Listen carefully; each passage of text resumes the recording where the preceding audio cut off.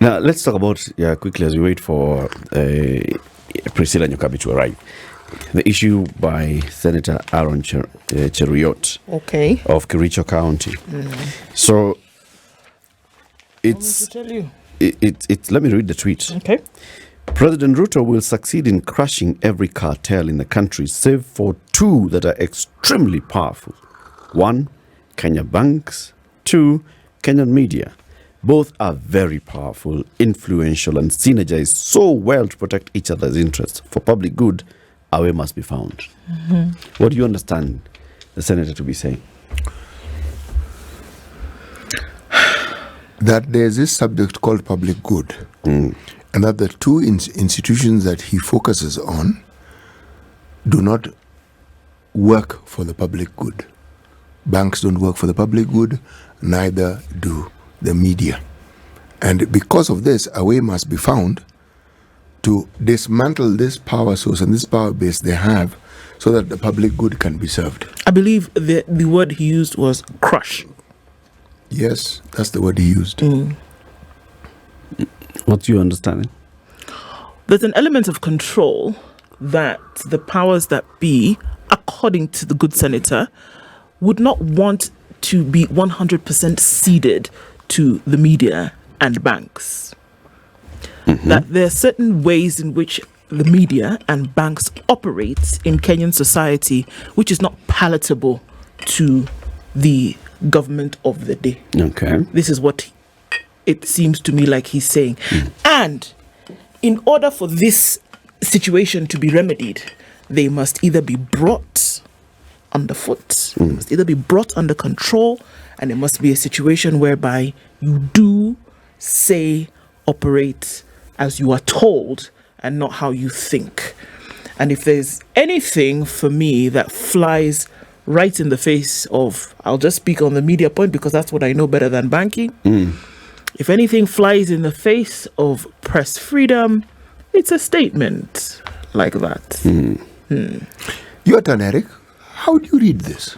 I'm looking at it from the two issues that he has raised. How many times do people in public, even here, raise questions and concerns about the banks? And what are those questions about? Yes. Do you think the banks are working together and colluding, blah, blah, blah, whether formally or informally, directly or indirectly, to maintain a certain status quo? I believe they do. Do you think, for example, when the former MP, is he still former, Jude Jomo, when he went to Parliament and pushed and proposed that bill that was passed on capping interest rates and the banks were reacting, do you think they worked in a way to show the thing that this thing would not work?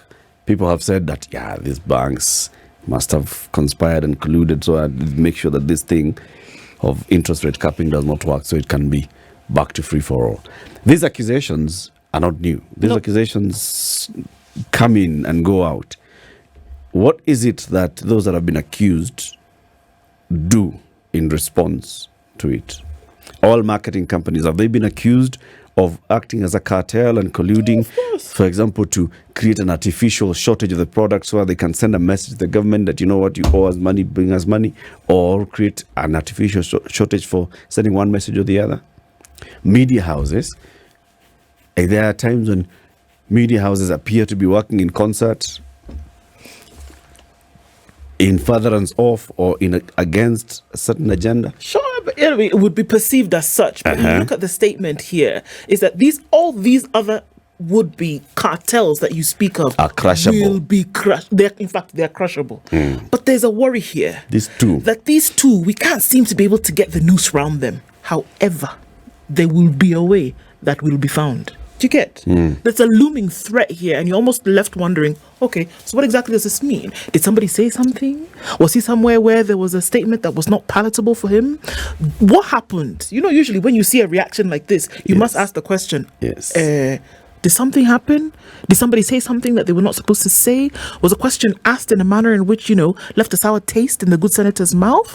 What happened? Is there a problem? Can we have a conversation? But then when you hear sentiment like this come out, you start to ask yourself, wait. Crushable? What did we do? if we were to don our conspiracy theory hats, Yes. then this is what I would say. Whenever someone speaks in that manner, we start off by asking what it is that gives this guy the gravitas to be able to speak in that manner, because it's like he's speaking authoritatively. This is a learned gentleman who knows that when you tweet, the number of people who are going to come across that information are myriad, and you have no control over it. Let me give you the numbers. In the numbers of people that you're talking about, in less than 4 hours, 86,100 people had already read the tweet. Less than 4 hours. Yes. Read what it is. So, and he spoke on the platform of the President William Ruto. That was his first words. President William Ruto will succeed. So you're right. It seems as though he was backed up by some, yes. So you have to ask the power. question. So you have to ask the question: is he testing the waters? In the time of one President, Daniel Arap Moi, there was a gentleman called Sharif Nasir. Sharif Nasir could be relied on to see some of the most ludicrous things that anyone could hear. But with time and with the hindsight, it was realized he used to test the waters. He'd say, okay, why don't we say this and see how people respond to it? Or people have forgotten about me. Let me say something today that will make them remember. Yes, Okay, come, let's have a conversation. But unfortunately, this matter of the media and the need for politicians to actually bring it under control, most specifically under their control, it did not start today. When the Jubilee government came into power, the then minister who was in charge of communication, one Dr. Matiang'i, made similar overtures. This thing is not new. Yes. Okay? Now, what the media has tried to do over time, as they have also evolved, is to implement strongly what we call self-censorship, meaning the media set up structures so that someone doesn't cross boundaries that they shouldn't cross. And if they do, the media itself brings you to heel. But now let me discuss the matter at hand. Who owns the media in this country? And who owns the banking industry in this country? Okay? Because if you talk about power, then those who own have power. Yes. So you want to ensure that that power doesn't exist. But again, to what end? Do you want the power for yourself? Or do you just want to make sure that these people no longer have You just the power? want power. Yes. What is it? Let's flip the coin, though. Okay? Allow me to flip the coin. The kind of reaction that we in the media have actually given this tweet by Aaron Chariot, did we ask him, what did you mean? Or did we simply immediately say, this is an affront to media freedom, we this jumped. is a constitutional issue, this is one and the other? Do we need to actually introspect and ask ourselves, wait, could there be areas where we fail? Take, for instance, same day yesterday, the media's regulator, Media Council of Kenya, had released a statement signed by the CEO Omoyo. And this is with regards to the coverage that was given, widespread coverage that was given to the supposed raid on Dr. Matiang'i's home in Karen. All right? And the Media Council says they monitored and found 26 news articles by mainstream media on that supposed event on that night. None of them showing Dr. Matiang'i himself or his home or even the alleged security officials. The Media Council wrote to the media houses that published and asked them, please give us material that, because we are hearing all these issues and complaints, give us material that then can show us that you actually went there and you covered, and what you were covering was real. Give us any photos or any videos. He says, Omoyo, the CEO of the Media Council of Kenya, that no media house actually responded to him. He says, by failing to adhere to their own code of conduct and rejecting any form of peer review or established regulations and practice, the media becomes a threat to democracy and press freedom, and instead becomes agents of impunity who are resisting any form of accountability.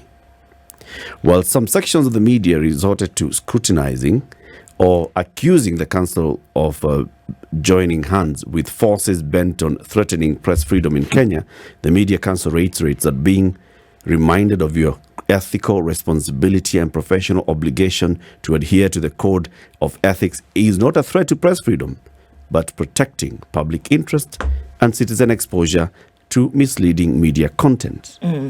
Basically, what Omoyo was saying is, look, guys, there was this issue.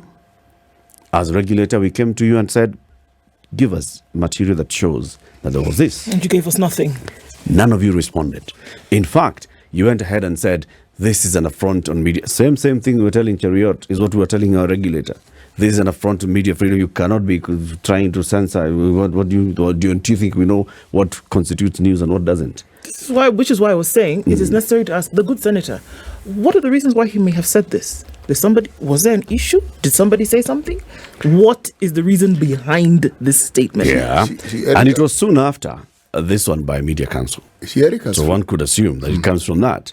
Can we as media actually respond to what the Media Council is saying? Chariot will deal with him. Can we deal with what the Media Council is saying? What did we report? Why did we report it? How can we hold ourselves accountable? What do we do about such kind of coverage? But this isn't just an issue that has been discussed with regards to the issues surrounding Dr. Matiang'i. No. Self-censorship is something that must be a continuous discussion with the media houses, because we have been blamed, in some cases, rightfully so, for propagating matters that not properly researched, meaning the truth factor is questionable. Yeah.